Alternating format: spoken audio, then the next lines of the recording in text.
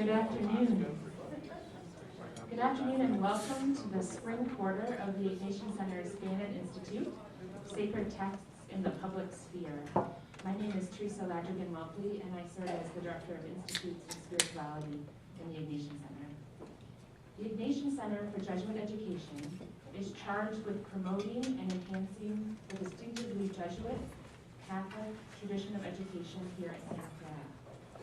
Our vision is to become known throughout Silicon Valley and beyond as providing leadership for the integration of faith, justice, and the intellectual life. And one of the ways that we seek to do this is through these year-long Bannan Institutes. Today's Bannan Institute event is the final installment in a three-part spring quarter series entitled Sacred Word and Words. In this series, we've invited our university community to consider what sacred texts from diverse contexts and traditions ground our work, our vocations, our university. How do sacred texts engage and interpret and open up the Jesuit Catholic tradition of education here at Santa Clara? The first two events in this series pose these questions to leaders across the university, faculty, administrators, staff, students. And our conversation partners for today's event on Jesuit identity and sacred texts have been invited to reflect both on what sacred texts ground their lives and vocations as members of the Society of Jesus, and how these texts shape their engagement with the Jesuit mission and identity of Santa Clara. 4 members of the Jesuit community have graciously agreed to open up this conversation for us today. Father Manh Tran, I'll start from this end and move forward, is the Director of Christian Life Communities and Campus Ministry at Santa Clara. Father Bill O'Neill is Professor of Social Ethics at the Jesuit School of Theology in Berkeley. Father Bill Rewak, Chancellor and past President of Santa Clara University. Paddy Gilger, student, soon-to-be graduate of the Jesuit School of Theology and Editor-in-Chief of the Jesuit Post, so I'll have to check that out. We are also privileged to have Father McCarthy, Executive Director of the Ignatian Center, and someone so steeped in sacred texts and classics in every form, facilitating today's event. So Mick will introduce our panelists further, but for now, please join me in welcoming our distinguished panel for today's event.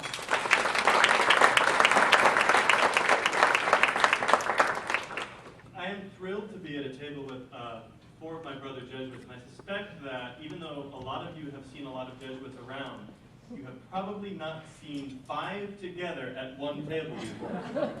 Last week, or the last one of these panels, Dean Godfrey Mungal over there talked about a time at which a damn Jesuit, those are his words, shook his world. So now we have 5, so that the odds are even better now, Godfrey.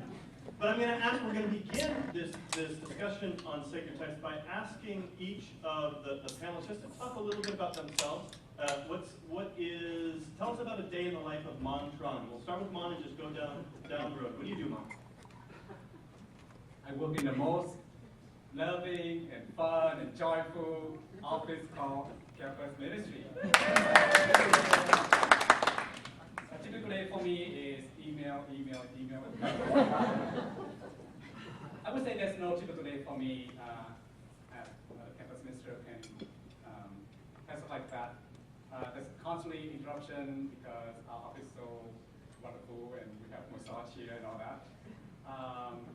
But besides the interruption, my main job is I call CP, it stands for Curo Personalis, to care for and empower our students to create space and opportunities for other students to experience CLC, which is like a community. So that's my main job, the CP. Let me just say as well what a delight to be here together with friends. I'm really grateful to Teresa to make it all as possible.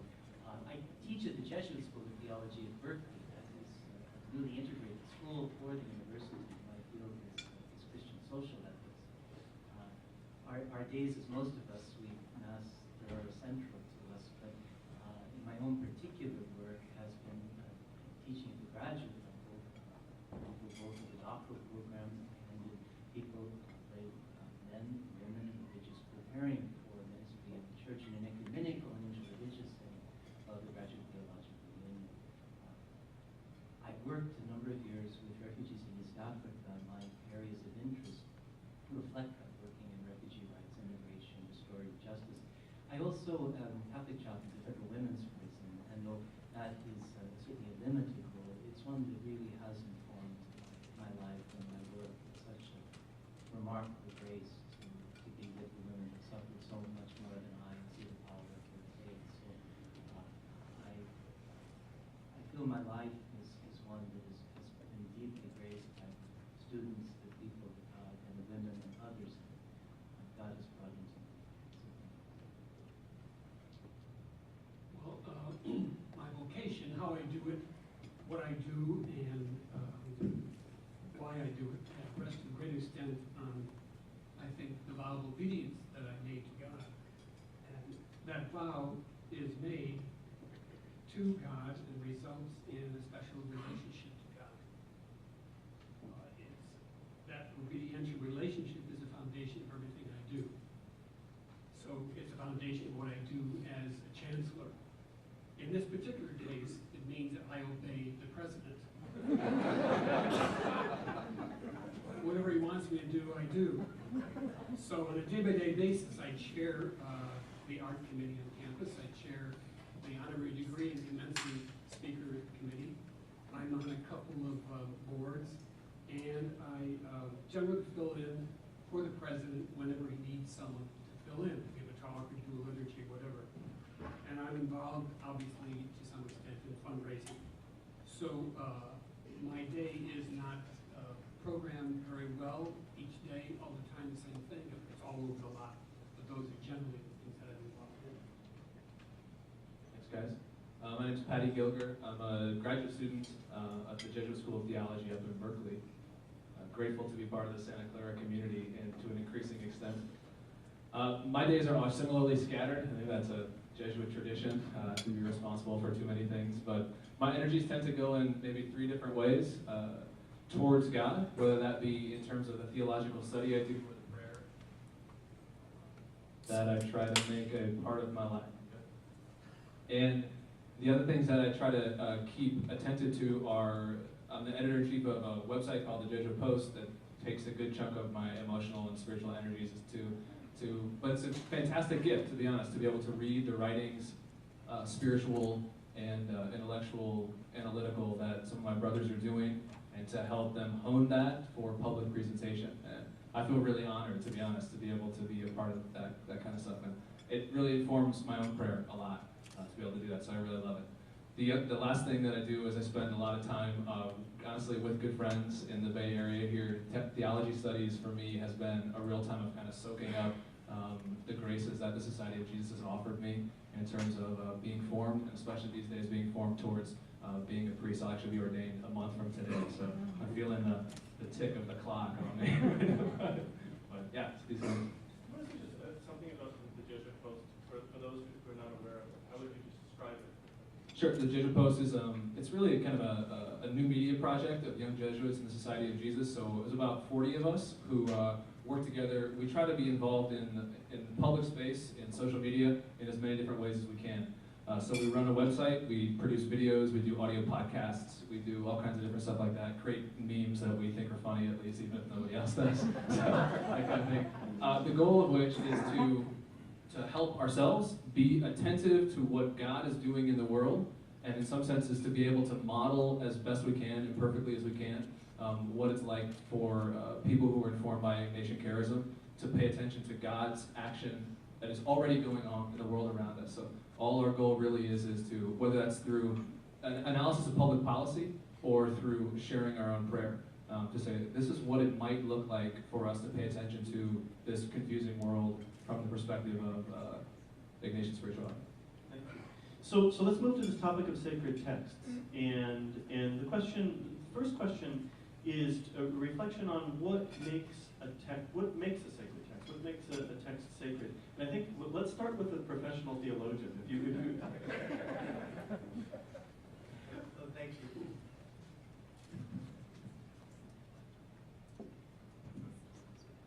Liberate the microphone. So what makes a text sacred? It's a wonderful question. The father of modern hermeneutic, Hans-Georg Gadamer, said once that meaning does not reside in the text, but in its appropriation by the reader, in a community of interpretation. And I think that's especially true of sacred texts. There are scriptures, for instance, not only reveal our God, but they reveal the reader, you and me, as the disciple. And so I think a sacred text reveals what we might call a logic of self-implication. And in John's theology, the Word becomes flesh, I think precisely so that flesh can become Word.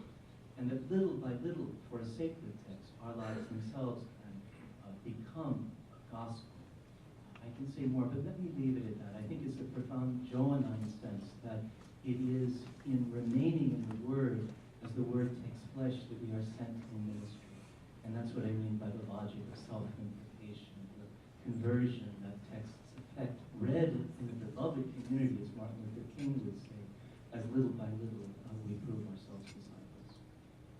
Yeah, I really agree with that. I want to follow up in one particular way. I would divide an analysis of sacred text into kind of three parts. I think in order for it to be sacred, it has to have a relationship to the transcendent, a relationship to a coherent community with a tradition, and a relationship to a certain kind of relationship to the individual who's relating to it. So let me say just a brief bit about that. So, the texts that we have to hold as sacred, in some way, we have to accept that they've come from the transcendent, right? Now there are a lot of different ways we can cash that out. It doesn't mean that there's some magical gold writing that somehow appears on a old looking piece of parchment and that this is there that we accept wholeheartedly. No, but has this come to us through human beings from the God who wants to be with us? So that's some kind of relationship to the transcendent. Also within the tradition of a community, we don't know how to read these things that may or may not come to us from the divine source if we aren't taught by those who've gone before. So for myself, for example, I feel really privileged to be on a panel with my elder brothers in the Society of Jesus who've really taught me how to read the spiritual exercises and to be in relationship with that. So that kind of thing. And I think the place that I want to focus and really agree with what Bill said is it takes a certain kind of personal relationship to the text for it to be considered really sacred. And let me use John Henry Newman, the blessed of our church, as an example of that. So he would talk about in his famous book, The Grammar of Assent, that assent itself, assenting to a proposition or to a person, is a different kind of relationship to the object than is inference or logic or rationality, those kinds of things. Now those are deeply involved in assent, but if we as individuals are not willing to assent to the possibility that a divine being can be in contact with me through this particular text itself, we will not be able to achieve that kind of relation otherwise. And there's one important theological implication of this. I think that what this kind of understanding of sacred text allows us to see is that the God who is involved in those, revealing God's self through those kinds of sacred texts, is one who does not force us to understand God's self in one particular way, but in fact invites us deeper into a relationship. And it's that kind of God who respects our freedom enough to even say, I do not assent to reading this text in a particular way. If a God who wants to reveal God's self so freely that he's even willing to allow that, that's the kind of God that is, in my opinion, worthy of worship and worthy of being seen in a sacred text. So there is the importance of freedom is central, right? And that what makes a text sacred largely has to do with our interaction or even our embodiment of it. Let's move from the theological to Bill is a poet and has a very literary mind. Would you comment on what makes a text sacred?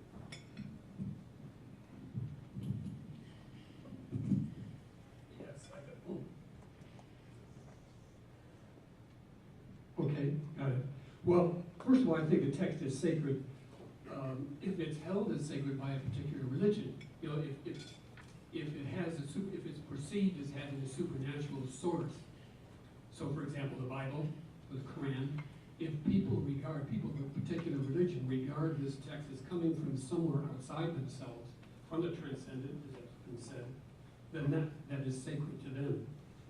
But along with what has been said previously, I think it's sacred if people feel a text speaks to their heart and speaks to their spiritual life, speaks to their imagination in such a way that lifts their imagination to the transcendent. We read all sorts of things, and they can be very mundane, but we can take a mundane poem or a mundane piece of literature or anything like that and say, if it speaks to what is most special to me, to my heart, to my spiritual life, then those words must be enshrined and they must be protected. And that's what makes those words sacred, what they mean to me. Father Manh, and then I'm going to ask you if you talk about what makes a text sacred, and then introduce what would be the text that motivates you in your life and vocation. Thank you. I totally agree with Bill. I've been thinking about this question a lot. Obviously, the Bible is so obvious, but also been thinking about what other texts that really, that in my eyes, considered as sacred. Last week, we have an article about Michael Kelly. As I look at his pictures, the smiling and the story, sometimes I just feel his spirit somehow speaking my heart. And the way he lived, the way he tried to convey, and the way he tried to help other people smiling. When I was reading it, I just felt like this is so sacred. But a text I would like to share with you today that I consider that really an anchor and formed and shaped my imagination and the way I live.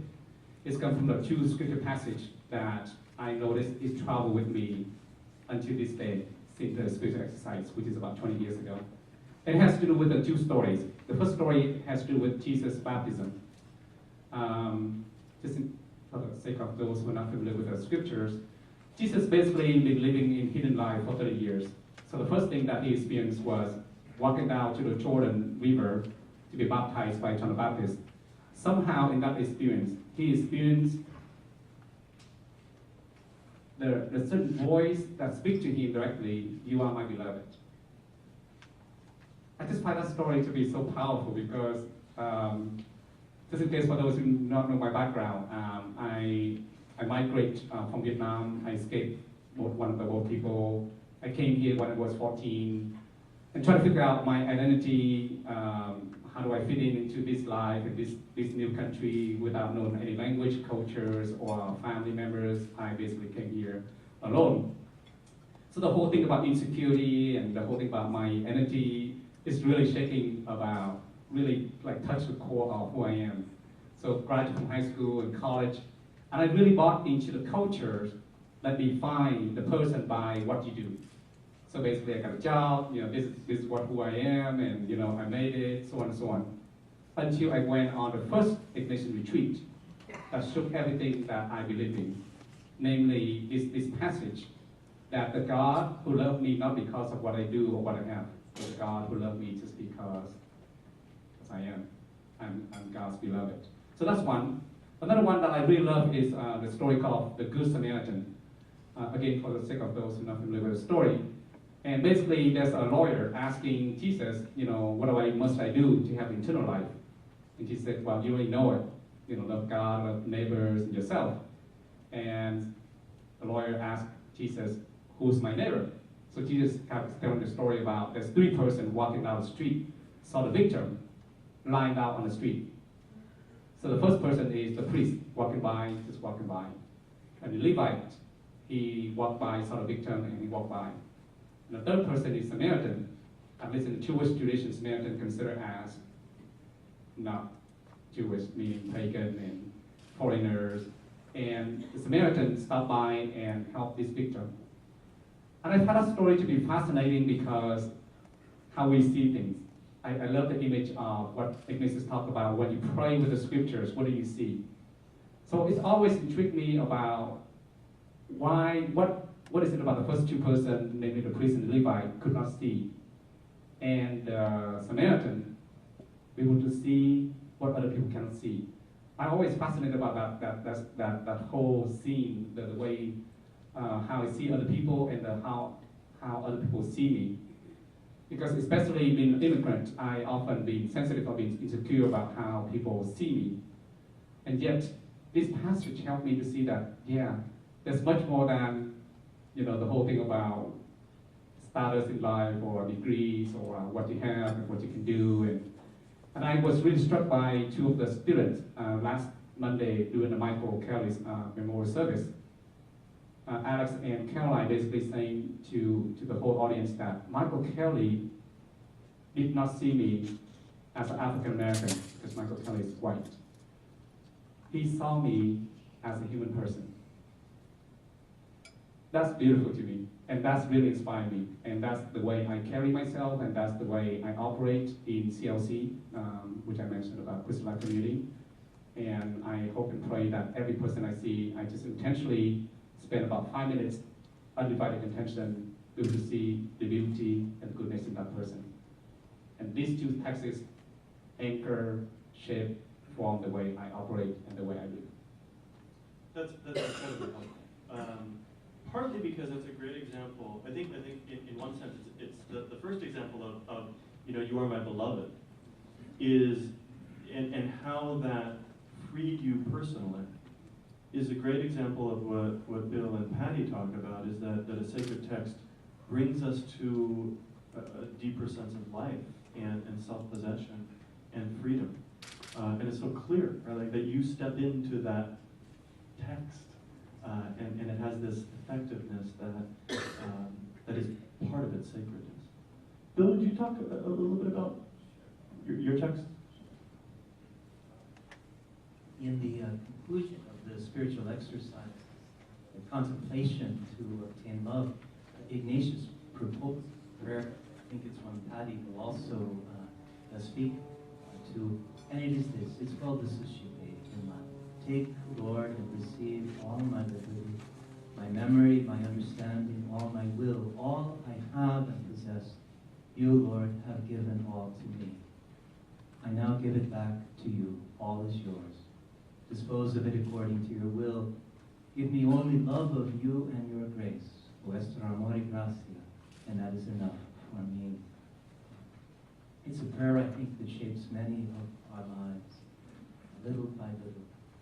It is for me the prayer of a life, that everything is given, all is finally given.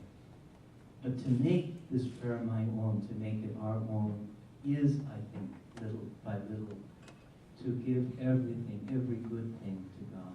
It is to be empty, kenosis in the Greek. It's a dispossession, but it is also possession. Everything is given, but nothing is lost. And I think to know everything as given, this, it seems to me, is the saving irony, the kind of salvific irony at the heart of the exercises, and really at the heart of our lives as disciples. As Francis of Assisi says, in giving we receive, and these are not, I think, two separate moments, any more than the beautiful hymn in the second chapter of Philippians. Christ's emptying kenosis is his exaltation. These are the same. Giving and receiving, they are one. And I think for many of us, it is in that experience of being empty. Not only in succeeding, but sometimes in failing. As our lives are bound, I think especially to people on the margins, again and again, I think the center of our church is always at the margins. That's the sense in which we receive the grace of discipleship, and that little by little, as Dorothy Day says, our own lives become gospel. And I think in my own life as a Jesuit, sometimes there's only glimpses of this. And in one of his last poems, Hopkins, I think Gerard Manley Hopkins and Bill refer to him, says so beautifully that this Jack, Joe, poor potsherd match with immortal diamond is immortal diamond. And how often I think in our lives it's that experience of being empty, the feeling of failure or even of poverty that allows us to see really the beauty of God, sometimes the crucified beauty of God in the faces of the people, especially of those who are on the margins. And for me, the Suscipe a text to be lived, but it has allowed me, I think, to see in a way that I never would have seen before.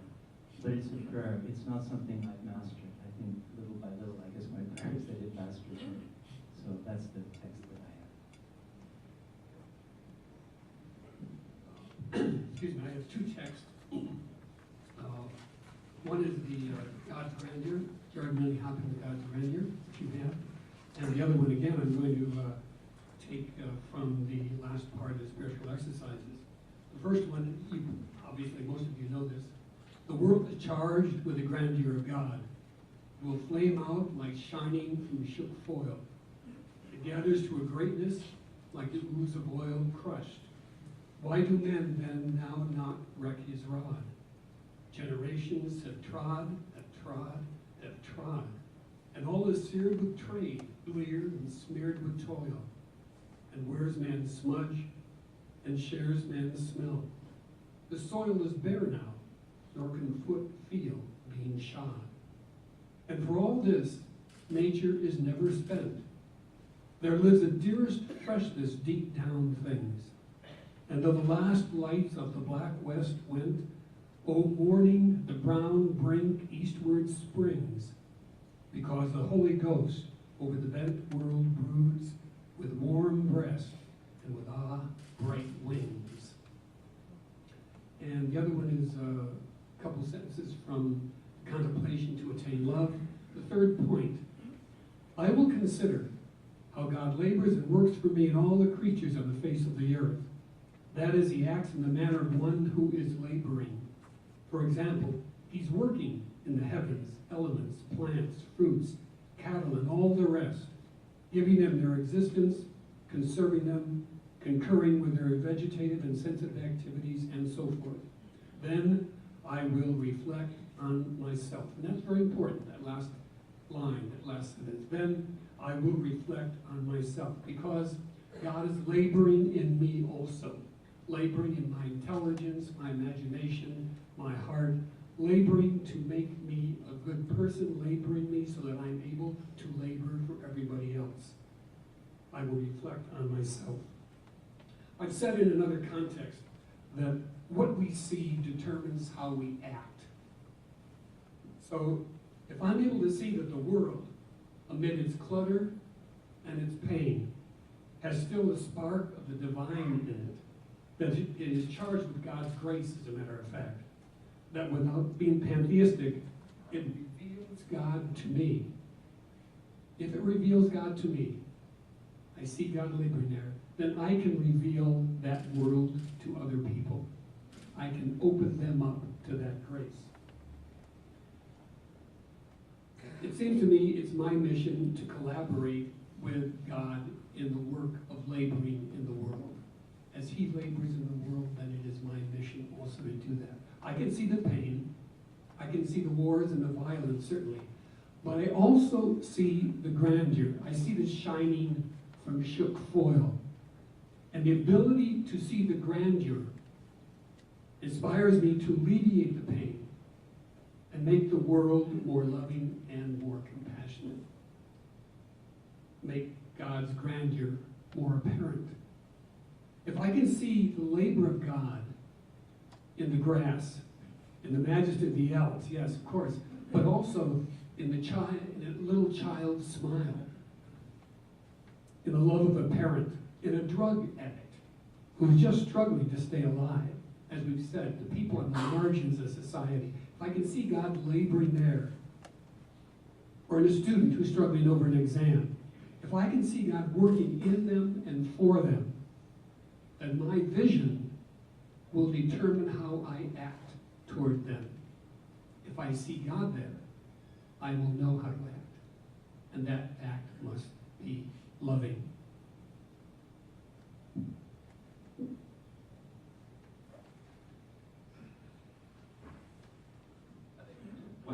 I don't want to repeat too much, but I guess we're all influenced by the same things.